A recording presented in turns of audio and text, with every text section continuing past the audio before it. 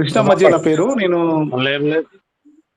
మా ఊరు నుంచి మేము రాజకీయ చైతన్యం గుంచాక మనము ఉన్న మెంబర్‌షిప్‌కి 10% ఉన్నా సరే 10% రాజకీయ వాటా లేదు. మేము మా ఊరు నుంచి బీర్లా ఎల్లయ్య గారిని హైయెస్ట్ మెజార్టీతో గెలిపించుకున్నాము నియోజకవర్గం మొత్తంలో. 1 ఇయర్ నుంచి కష్టపడి గెలిపించుకున్నాము. మొత్తం నియోజకవర్గంలో మా ఊరు నుంచి హైయెస్ట్ సీతారాంపురం, కొండాల మండలం. అయితే ఇప్పుడు సిటీలో సెటిల్ అయినామక్క పొలిటికల్‌గా చాలా ప్రయత్నాలు చేస్తున్నాము. తెలంగాణ సామాజిక చైతన్య వేదిక గ్రేటర్ హైదరాబాద్ ప్రెసిడెంట్‌గా ఉన్నాను. నాగారం కుర్మ సంఘం జనరల్ సెక్రటరీగా ఉన్నాను.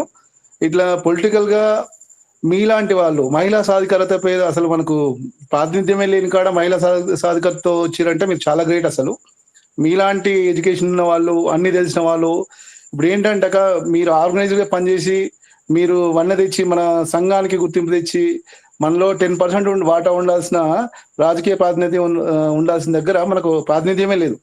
మీలాంటి వాళ్ళు కనుక అన్ని రకాల కష్టపడి ఒకవేళ సంఘానికి గుర్తింపు తెచ్చి మెంబర్షిప్ పెంచగలిగితే, రాజాధికారిక వాటా పెంచగలిగితే మనం ఆల్మోస్ట్ సక్సెస్ అయినట్టే అక్క. ఒకటే గొర్రెల మేకల గురించి చాలా సలహాలు ఇచ్చున్నారు. సరే ఆ సలహాల పరంగా అయితే మీరు అన్ని గ్రహిస్తున్నట్టుగానే కనబడుతుంది. ఎందుకంటే మీరు చాలా పేషెంట్‌గా ఉన్నారు. ఆ విషయంలో అయితే నాకు చాలా గొప్పగా అనిపించింది. లేక మన ప్రతినిధి వస్తే మీరు చాలా అంటే కరెక్ట్ పర్సన్ అనిపించింది నాకు.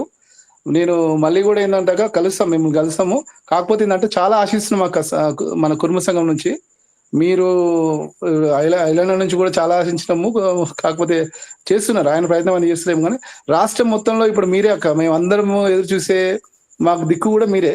ఆ పరంగా మీరు మేము ఆశించిన దాన్నంతా ఫుల్ఫిల్ చేసి రాజకీయాలకు వన్నె తెచ్చి కుర్మలకు రాజకీయ ప్రాతినిధ్యానికి మీరు బాటలు ఇస్తారని ఆశిస్తున్నాక. థ్యాంక్ యూ అందరికి. సుభాష్ అన్న మీకు థ్యాంక్ యూ. గురునాథ్ బ్రదర్ మీకు కూడా థ్యాంక్ యూ. మంచి ఆపర్చునిటీ ఇచ్చారు. Thank you.